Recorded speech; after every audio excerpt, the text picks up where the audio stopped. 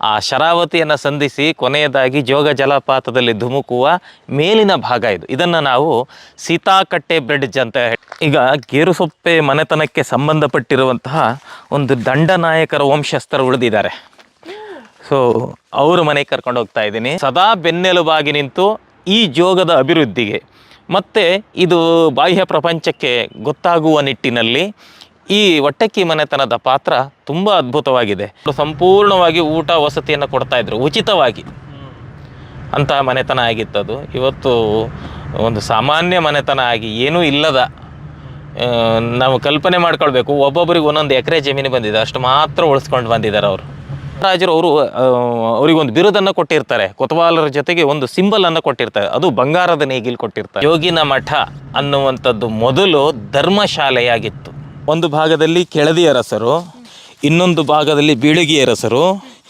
ಈ ಭಾಗದಿಂದ ಯಾರು ಗೇರುಸೊಪ್ಪ ಅರಸರಿದ್ರಲ್ವ, ಆ ಗೇರುಸೊಪ್ಪ ಅರಸರು ಮೂರೂ ಜನರನ್ನು ಸಂಧಿಸುವ ಮತ್ತು ನಿಭಾಯಿಸುವ ಜಾಗ ಈ ಬಸದಿ ಬಯಲು ಅಂತ ಹೇಳಿ.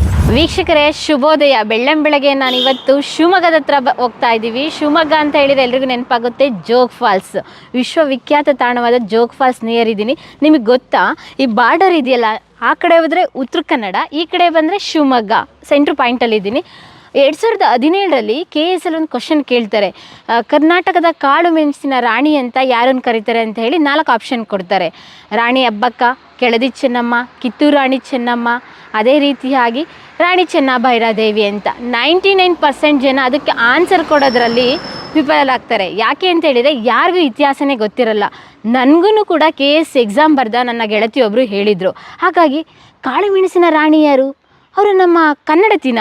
ಹೌದು ಕಣ್ರಿ, ಬರೋಬ್ಬರಿ 64 ವರ್ಷ ಸುದೀರ್ಘವಾಗಿ ಆಡಳಿತ ಮಾಡಿದಂಥ ಮಲೆನಾಡ ಕನ್ನಡತಿ ಹೆಗ್ಗಡತಿ ಅಂತ ಹೇಳಿದರೆ ಅವರೇ ರಾಣಿ ಚೆನ್ನಭೈರಾದೇವಿ. ನಾವಿವತ್ತು ರಾಣಿ ಚೆನ್ನಭೈರಾದೇವಿ ಕುರುಹುಗಳನ್ನ ಹುಡುಕುತ್ತಾ ಶಿವಮೊಗ್ಗ ಉತ್ತರ ಕನ್ನಡ ಸುತ್ತಮುತ್ತ ಟ್ರಾವೆಲ್ ಮಾಡ್ತಾ ಇದ್ದೀವಿ. ರಾಣಿ ಚೆನ್ನಭೈರಾದೇವಿ ಬಗ್ಗೆ ಯಾರು ತಿಳ್ಕೊಂಡಿದ್ದಾರೆ ಅಂತ ಸರ್ಚ್ ಮಾಡಿದಾಗ ಇಲ್ಲಿನ ಸ್ಥಳೀಯರಾದಂಥ ಲೋಕನಾಥ್ ಜೈನ್ ಅವರು ನಮಗೆ ಸಿಕ್ಕಿದ್ದಾರೆ. ನಾನಿವಾಗ ಶಿವಮೊಗ್ಗದಿಂದ ಉತ್ತರ ಕನ್ನಡ ಕರ್ಕೊಂಡು ಹೋಗ್ತೀನಿ. ಜಸ್ಟ್ 1 ನಿಮಿಷ ಬನ್ನಿ ಬನ್ನಿ ಬನ್ನಿ. ಅವರು ಉತ್ತರ ಕನ್ನಡದಲ್ಲಿ ನನಗೋಸ್ಕರ ಕಾಯ್ತಾ ಇದ್ದಾರೆ. ನಾನು ಶಿವಮೊಗ್ಗದಿಂದ ಹೋಗಬೇಕು. ಇಲ್ಲಿಂದ ಜೋಗ್ ಫಾಲ್ಸ್ಗೆ 1 ಕಿಲೋಮೀಟರ್ ಅಷ್ಟೇ. ಇದು ಬಾರ್ಡರು, ನೀವು ನೋಡ್ಬೋದು. ಶಿವಮೊಗ್ಗದಿಂದ ಕರಿತಾ ಇದ್ದೀನಿ. ಲೋಕನಾಥ್ ಸರ್, ಕೇಳಿಸ್ತಾ ಇದೆಯಾ? ಕೇಳಿಸ್ತಾ ಇದೆ. ಬನ್ನಿ ಬನ್ನಿ, ಉತ್ತರ ಕನ್ನಡದಿಂದ ಬೇಗ ಬೇಗ ಬನ್ನಿ, ಬೇಗ ಬೇಗ ಬನ್ನಿ ಸರ್. ಉತ್ತರ ಕನ್ನಡದಿಂದ ಮಿಲನ. ಶಿವಮೊಗ್ಗಕ್ಕೆ ಸ್ವಾಗತ ಸರ್, ಸ್ವಾಗತ. Thank you madam. Uttara Kannada ಹೇಗಿತ್ತು? ಚೆನ್ನಾಗಿದೆ. ಬೇಸಿಗೆ ಕಾಲ, ಸ್ವಲ್ಪ ಬಿಸಿಲು ಜಾಸ್ತಿ ಆಗ್ತಾ ಇದೆ ಈಗ. ಓಕೆ, ಇದು ಕಣಿವೆ ಬರುತ್ತಲ್ಲ, ಇದು ಯಾವುದು ಸರ್? ಇದು ಶರಾವತಿ ಕಣಿವೆ. ಇದು ಶರಾವತಿಯ ಏನು ನಾವು 12 ಉಪನದಿಗಳೆಲ್ಲ ಸೇರಿ ಶರಾವತಿಯನ್ನು ಸಂಧಿಸ್ತವೆ. ಆ ಶರಾವತಿಯನ್ನು ಸಂಧಿಸಿ ಕೊನೆಯದಾಗಿ ಜೋಗ ಜಲಪಾತದಲ್ಲಿ ಧುಮುಕುವ ಮೇಲಿನ ಭಾಗ ಇದು. ಇದನ್ನು ನಾವು ಸೀತಾಕಟ್ಟೆ ಬ್ರಿಡ್ಜ್ ಅಂತ ಹೇಳಿ ಕರಿತೇವೆ. ಸೀತಾಕಟ್ಟೆ ಬ್ರಿಡ್ಜ್ ಇದು 1962ರಲ್ಲಿ ಈ ಬ್ರಿಡ್ಜ್ ಕನ್ಸ್ಟ್ರಕ್ಷನ್ ಆಗತ್ತೆ. ಅದಕ್ಕೂ ಪೂರ್ವದಲ್ಲಿ ಇಲ್ಲಿ ಬ್ರಿಡ್ಜ್ ಇರಲಿಲ್ಲ. ಇಲ್ಲಿಂದ ಮೇಲ್ಭಾಗದಲ್ಲಿ, ಸ್ವಲ್ಪ ಮೇಲ್ಭಾಗದಲ್ಲಿ ದೋಣಿ ಕಳುವು ಅಥವಾ ದೋಣಿ ಕಡುವು ಅಂತ ಹೇಳಿ ಕರಿತೇವೆ. ಅಲ್ಲಿ ಬೇಸಿಗೆ ಕಾಲದಲ್ಲಿ ಸಾರ್ವೆ ಹಾಕ್ತಾಯಿದ್ರು. ಆ ಸಾರ್ವೆ ಹಾಕುವಂಥವ್ರು ಯಾರಪ್ಪ ಅಂತಂದರೆ ಬಹುತೇಕವಾಗಿ ನಮ್ಮೂರಿನ ಸುತ್ತಮುತ್ತ ಇರತಕ್ಕಂತಹ ಮರಾಠಿಗರು ಮತ್ತು ಅಂದರೆ ಕುಣಬಿ ಮರಾಠಿಗರು ಮತ್ತು ಗೊಂಡ ಸಮುದಾಯದವರು. ಅವರೆಲ್ಲರೂ ಈ ಮೈಸೂರು ಅರಸರ ಕಾಲದಲ್ಲಿ ಈ ಭಾಗದಲ್ಲಿ ಕೊತವಾಲರು ಅಂತ ಇರ್ತಾರೆ. ಒಟ್ಟಕ್ಕಿ ಮನೆತನ ಅಂತದೆ, ಅವ್ರ ಮನೆತನದವರೆಲ್ಲ ಇದ್ದಾರೆ. ಆ ಒಟ್ಟಕ್ಕಿ ಮನೆತನದ ಆಳುಗಳವರೆಲ್ಲ ಇಲ್ಲೆಲ್ಲ ಬಹುತೇಕವಾಗಿ 1856ರಲ್ಲಿ ಈಗೇನು ನಾವು ಬ್ರಿಟಿಷ್ ಬಂಗ್ಲೆ ಅಂತ ಕರಿತೇವಲ್ವ, ಆ ಬ್ರಿಟಿಷ್ ಬಂಗ್ಲೆಯನ್ನು ಸಂಪೂರ್ಣವಾಗಿ ಉಸ್ತುವಾರಿಯನ್ನು ಪಡೆದುಕೊಂಡು ಅದರ ಅಧಿಕಾರವನ್ನು ಚಲಾಯಿಸಿರ್ತಕ್ಕಂಥವರು ಈ ಒಟ್ಟಕ್ಕಿ ಮನೆತನದವರು. ಅವರನ್ನು ಈ ಮೈಸೂರು ಮಹಾರಾಜರೇ ಕೊತವಾಲ ಪದವಿಯನ್ನು ಕೊಟ್ಟು ಈ ಮಲೆನಾಡು ಭಾಗದ ಮಹಾರಾಜರು ಅಂತ ಹೇಳಿ ಅವರು ಕರೀತಾಯಿದ್ರು. ಜೊತೆಗೆ ಈ ಜೋಗ ಏನು 1856ರಲ್ಲಿ ಅಭಿವೃದ್ಧಿ ಮಾಡಲಿಕ್ಕೆ ಶುರು ಮಾಡ್ತಾರೆ ಬ್ರಿಟಿಷ್ ಸರ್ಕಾರ, ಆಗ ಸದಾ ಬೆನ್ನೆಲುಬಾಗಿ ನಿಂತು ಈ ಜೋಗದ ಅಭಿವೃದ್ಧಿಗೆ ಮತ್ತು ಇದು ಬಾಹ್ಯ ಪ್ರಪಂಚಕ್ಕೆ ಗೊತ್ತಾಗುವ ನಿಟ್ಟಿನಲ್ಲಿ ಈ ಒಟ್ಟಕ್ಕಿ ಮನೆತನದ ಪಾತ್ರ ತುಂಬ ಅದ್ಭುತವಾಗಿದೆ. ಹಾಗಾದ್ರೆ ಅವ್ರನ್ನ ನಾವು ಇವಾಗ್ಲೂ ನೆನಿಬೇಕು. ನೆನೆಯಬೇಕು. ಜೊತೆಗೆ ಮೈಸೂರು ಮಹಾರಾಜರು ಅವರಿಗೊಂದು ಬಿರುದನ್ನು ಕೊಟ್ಟಿರ್ತಾರೆ, ಕೊತವಾಲರ ಜೊತೆಗೆ ಒಂದು ಸಿಂಬಲ್ ಅನ್ನು ಕೊಟ್ಟಿರ್ತಾರೆ, ಅದು ಬಂಗಾರದ ನೇಗಿಲು ಕೊಟ್ಟಿರ್ತಾರೆ. ಅಂದರೆ 2,000ಕ್ಕೂ ಹೆಚ್ಚು ಎಕರೆ ಜಮೀನುಗಳು ಅವರ ವ್ಯಾಪ್ತಿಯಲ್ಲಿತ್ತು. ಅದು ಏನಾಗುತ್ತೆ ಅಂತಂದರೆ ಲಿಂಗನಮಕ್ಕಿ ಮತ್ತು ತೆಲಕಳಲೆ ಇವೆರಡು ಮುಳುಗಡೆಯ ಬಳಿಕ ಅವು ಸಂಪೂರ್ಣ ಕುಟುಂಬ ಏನಾಗುತ್ತೆ ಅಂತಂದರೆ ತಮ್ಮ ಆಸ್ತಿ ಪಾಸ್ತಿಯನ್ನೆಲ್ಲ ಕಳೆದುಕೊಂಡು ಸಾಮಾನ್ಯ ಕುಟುಂಬವಾಗಿ ನೆಲೆ ನಿಲ್ಲುತ್ತೆ. ಅವರಿಗಾಗಿಯೇ ಅವರು ಕೊಟ್ಟಿರುವ ಸೇವೆಯನ್ನು ಪರಿಗಣಿಸಿ 1856ರಿಂದಲೂ ನಾವು ದಾಖಲಾತಿಯನ್ನು ನಾವು ಹುಡುಕ್ತಾ ಹೋದರೆ ಸಿಗುವಂಥದ್ದು ಯಾವುದಪ್ಪ ಅಂದರೆ ಒಟ್ಟಕ್ಕಿ ಋಷಭಯ್ಯ, ಒಟ್ಟಕ್ಕಿ ಪದ್ಮಯ್ಯ, ಒಟ್ಟಕ್ಕಿ ನ್ಯಾಮಯ್ಯ, ಪದ್ಮಯ್ಯ ಇವುಗಳೇ ಹೆಸರುಗಳು ರಿಪೀಟ್ ಆಗ್ತಾ ಹೋಗ್ತವೆ. ಅಂದರೆ ಈ ಸಂಪೂರ್ಣ ಇದರ ಉಸ್ತುವಾರಿ ಅವರ ವ್ಯಾಪ್ತಿಗೆ ಬ್ರಿಟಿಷ್ ಸರ್ಕಾರ ಕೊಟ್ಟಿರುತ್ತೆ. ಆನಂತರ ಏನಾಗತ್ತೆ ಅಂತಂತಂದರೆ ಈ ಪ್ರಾಜೆಕ್ಟ್ ಬರೋ ಸಂದರ್ಭದಲ್ಲಿ ಮತ್ತು ಸ್ವಾತಂತ್ರ್ಯ ಬಂದ ನಂತರದಲ್ಲಿ ಅವರ ಅಧಿಕಾರ ನಿಧಾನವಾಗಿ ಕಾಲಾಂತರದಿಂದ ಏನಾಗುತ್ತೆ ಕಳ್ಕೊಳ್ಬೇಕಾಗತ್ತೆ. ಜೊತೆಗೆ ಡ್ಯಾಮ್ ಆದವಾಗ ತಮ್ಮ ಸಂಪೂರ್ಣ ಆಸ್ತಿಯನ್ನು ಸಹ ಅವರು ಕಳ್ಕೊಳ್ತಾರೆ. ತೀರಾ ಸಾಮಾನ್ಯ ಕುಟುಂಬವಾಗಿ ಇವತ್ತು ಬದುಕ್ತಾ ಇದ್ದಾರೆ. ಕುಟುಂಬವೂ ಸಹ ಹರಿದು ಹಂಚೋಗಿದ್ದಾವೆ, ನೂರಾರು ಕವಲುಗಳಾಗಿದ್ದಾವೆ, ಯಾವುದೇ ಆಸ್ತಿ ಮನೆ ಇಲ್ಲ, ಸಾಮಾನ್ಯದಲ್ಲಿ ಅತಿ ಸಾಮಾನ್ಯ ಕುಟುಂಬವಾಗಿ ಇಂದು ಬದುಕ್ತಾ ಇದ್ದಾವೆ ಮೇಡಮ್ ಅವರು. ಇದು ಶರಾವತಿ, ಬೇಸಿಗೆಲಾದರೂ ಇಷ್ಟು ನೀರಿದೆ ಇವಾಗ? ಇರುತ್ತೆ, ಸಹಜವಾಗಿ ಇದು ಈಗಿರತ್ತೆ. ಮೊದಲು ಇನ್ನೂ ಚೆನ್ನಾಗಿರ್ತಾ ಇತ್ತು. ಈಗಿನ ಕಲಿಯುಗ ಹಾಗೂ ಈಗಿನ ಒಂದು ನಮ್ಮ ಏನು ಹೇಳ್ತೀವಿ ಅಂತಂದರೆ ನಮ್ಮ ದೌರ್ಭಾಗ್ಯ ಅಂತಲೇ ಕರಿಬೋದು. ಪರಿಸರ ಅಸಮತೋಲನ ಇರಬಹುದು ಅಥವಾ ನೀರಿನ ಬಗ್ಗೆ ಸಂಪೂರ್ಣವಾಗಿ ಅಸಡ್ಡೆ ಇರ್ಬೋದು. ಇದೆಲ್ಲದರಿಂದ ಕಲುಷಿತ ನೀರು ಆಗುತ್ತೆ, ಇರುವ ನೀರು ಸಹ ಕಡಿಮೆ ಆಗ್ತಾ ಹೋಗುತ್ತೆ. ನೋಡಿದ್ರಲ್ಲ, ನಾನು ಜಸ್ಟ್ ಒಂದು ಮಾತು ಕೇಳಿದೆ ಅಷ್ಟೇ, ಇದು ಡ್ಯಾಮು ಯಾವುದು ಸರ್ ಈ ಕಣಿವೆ ಅಂತ ಇಷ್ಟುದ್ದ ಇಷ್ಟೇ ಹೇಳ್ಬಿಟ್ರು. ಹಾಗಾಗಿ ಇವ್ರನ್ನ ಸಂಶೋಧಕರಂತ ಕರೀತಾರೆ. ವೃತ್ತಿಯಲ್ಲಿ ಇವರು ಶಿಕ್ಷಕರು, ಆದರೆ ಪ್ರವೃತ್ತಿಯಲ್ಲಿ ಸಂಶೋಧಕರು. ರಾಣಿ ಚೆನ್ನಭೈರಾದೇವಿ ಜೊತೆಗೆ ಇಲ್ಲಿ ಸ್ಥಳೀಯವಾದಂಥ ಮಾಹಿತಿಗಳನ್ನ ಅಗಾಧವಾಗಿ ತಿಳ್ಕೊಂಡಿದ್ದಾರೆ.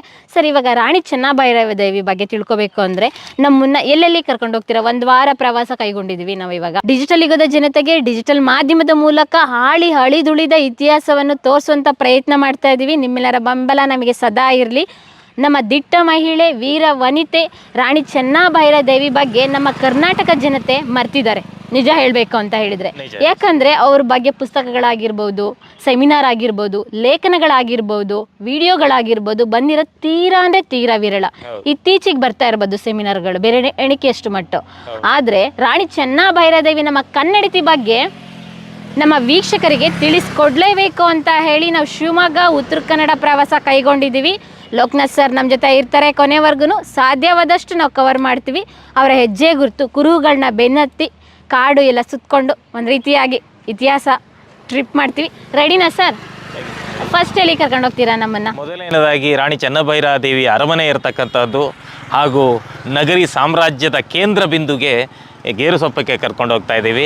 ಬನ್ನಿ ಹೋಗೋಣ ಅಂತ. ಹಾಗಾದರೆ ಎಲ್ರಿಗೂ ಕೂಡ ನಗರಿ ಸಾಮ್ರಾಜ್ಯಕ್ಕೆ ಸ್ವಾಗತ, ಸುಸ್ವಾಗತ. ಬನ್ನಿ ಸರ್. ಇವಾಗ ನಾವು ಹಿಂಗೋದ್ರೆ ಯಾವ ಭಾಗಕ್ಕೆ ಹೋಗ್ತೀವಿ? ಇಲ್ಲಿಂದ ಇವಾಗ ಯಾವ ಊರು? ಇಲ್ಲಿಂದ ನಾವು ನೇರವಾಗಿ ಹೋದ್ರೆ ಮಾವಿನಗುಂಡಿ ಅಂತ ಸಿಗುತ್ತೆ. ಮಾವಿನಗುಂಡಿಯಿಂದ ನೇರವಾಗಿ ಲೆಫ್ಟಿಗೆ ನಾವು ತೆಗೆದುಕೊಂಡ್ರೆ ನೇರವಾಗಿ ಗೇರುಸೊಪ್ಪ ಹೋಗ್ತೇವೆ ನಾವು. ಇವಾಗ ಗೇರುಸೊಪ್ಪ ಸ್ಟ್ರೈಟ್ ಒಂದೇ ರೋಡ್? ಒಂದೇ ರೂಟ್ ಸರ್. ಎಷ್ಟು ಕಿಲೋಮೀಟರ್ ಸರ್ ಇಲ್ಲಿಂದ? ಸರ್, ಇಲ್ಲಿಂದ 26 ಕಿಲೋಮೀಟರ್ ಇದೆ. ಓಕೆ. ಇದು ತುಂಬ ಇಂಪಾರ್ಟೆಂಟ್ ಪ್ಲೇಸ್ ಇದು. ಈಗ ಇಲ್ಲೇನು ಮನೆ ಕಾಣಿಸ್ತಾ ಇದೆಯಲ್ವಾ, ಇದು ತುಂಬ ಇಂಪಾರ್ಟೆಂಟ್. ಧರ್ಮಶಾಲೆ ಇದ್ದಿರುವಂತಹ ಸ್ಥಳ ಇದು. ಈಗ ಜೋಗಿನ ಮಠ ಅಂತ ಕರಿತೇವೆ. ಈ ಜೋಗಿನ ಮಠ ಅನ್ನುವಂಥದ್ದು ಮೊದಲು ಧರ್ಮಶಾಲೆಯಾಗಿತ್ತು. ಈ ಧರ್ಮಶಾಲೆ ಅಂತಂದರೆ ಇಲ್ಲಿ ಹೋಗ್ತಾ ಬರ್ತಾ, ಏಕೆಂದರೆ ಇದು ಒಂದು ಹೆದ್ದಾರಿಯಾಗಿತ್ತು. ಬೀಳಗಿ ಕೆಳದಿ ಅರಸರು ಮತ್ತು ಗೇರುಸೊಪ್ಪ ಅರಸರಿಗೆ ಸಂಪರ್ಕವಾಗಿರುವಂತಹ ಒಂದು ರಸ್ತೆಯಾಗಿತ್ತಿದು.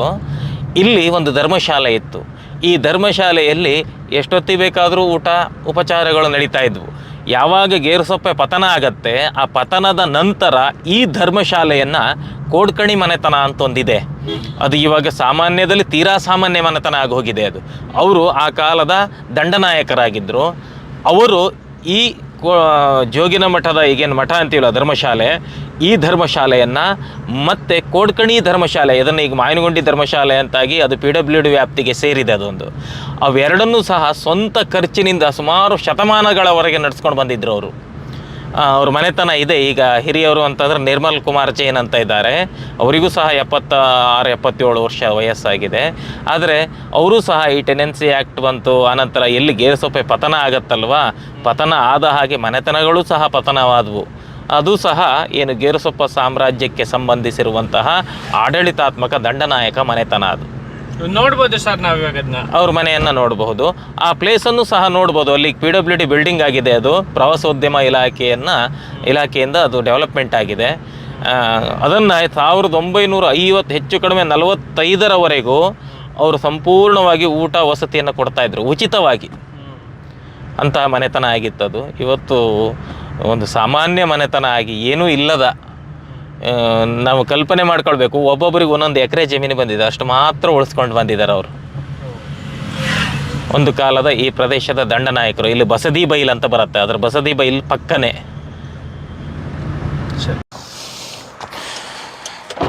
ಇವಾಗ ಎಲ್ಲಿ ಕರ್ಕೊಂಡು ಬರ್ತಾ ಇದ್ದೀರಾ ನಮ್ಮನ್ನ? ಈಗ ಗೇರುಸೊಪ್ಪೆ ಮನೆತನಕ್ಕೆ ಸಂಬಂಧಪಟ್ಟಿರುವಂತಹ ಒಂದು ದಂಡನಾಯಕರ ವಂಶಸ್ಥರು ಉಳಿದಿದ್ದಾರೆ. ಸೊ ಅವ್ರ ಮನೆಗೆ ಕರ್ಕೊಂಡು ಹೋಗ್ತಾ ಇದ್ದೀನಿ. ಅವ್ರು ಹೇಗೆ ಆಗಿದಾರಪ್ಪ ಇವತ್ತು ಅಂತಂದರೆ, ಏನೂ ಇಲ್ಲದ, ಎಲ್ಲ ಸಂಪೂರ್ಣವಾಗಿದ್ದು ಒಂದು ಕಾಲದಲ್ಲಿ ದಂಡನಾಯಕರಾಗಿದ್ದವರು ಇವತ್ತು ಏನೂ ಇಲ್ಲದೆ ಒಬ್ಬ ಸಾಮಾನ್ಯ ಮನೆತನವಾಗಿ, ಅದರಲ್ಲಿಯೂ ತೀರಾ ಕೆಳಮಟ್ಟದ ಬದುಕು, ಆಸ್ತಿ ಪಾಸ್ತಿಯನ್ನೆಲ್ಲವನ್ನು ಕಳ್ಕೊಂಡಿದ್ದಾರೆ. ಅವ್ರ ಮನೆಗೆ ಹೋಗ್ತಾ ಇದ್ದೀವಿ. ಒಂದು ಕಾಲದ ದಂಡನಾಯಕ, ಹೌದು. ಬಸದಿ ಬೈಲ್ ಅನ್ನುವಂಥದ್ದು ಈ ಭಾಗದ, ಅಂದರೆ ಇದು ಒಂದು ರೀತಿ ಕನೆಕ್ಟಿವಿಟಿ ಕೇಂದ್ರ. ಒಂದು ಭಾಗದಲ್ಲಿ ಕೆಳದಿ ಅರಸರು, ಇನ್ನೊಂದು ಭಾಗದಲ್ಲಿ ಬೀಳಗಿ ಅರಸರು. ಈ ಭಾಗದಿಂದ ಯಾರು ಗೇರುಸೊಪ್ಪ ಅರಸರಿದ್ರಲ್ವ, ಆ ಗೇರುಸೊಪ್ಪ ಅರಸರು 3 ಜನರನ್ನು ಸಂಧಿಸುವ ಮತ್ತು ನಿಭಾಯಿಸುವ ಜಾಗ ಈ ಬಸದಿ ಬಯಲು ಅಂಥೇಳಿ. ಇಲ್ಲೊಮ್ಮೆ ಹೋರಾಟ ನಡೆಯುತ್ತೆ ಬೀಳಿಗೆ ಅರಸರಿಗೂ ಮತ್ತು ಗೇರುಸೊಪ್ಪ ಅರಸರಿಗೂ. ಆ ಹೋರಾಟದಲ್ಲಿ ಬೀಳಿಗೆ ಅರಸರನ್ನು ಸೋಲಿಸಿ ಓಡಿಸ್ತಾರೆ ಅವರು. ಅಂತ ದೊಡ್ಡ ದಂಡನಾಯಕರು ಇವರು. ಆ ದಂಡನಾಯಕ ಮನೆತನ ಇದು. ಒಟ್ಟು ಆ ಜನರೇಷನ್ ಹೌದು ಅನ್ನುವಂಥದ್ದಕ್ಕೆ.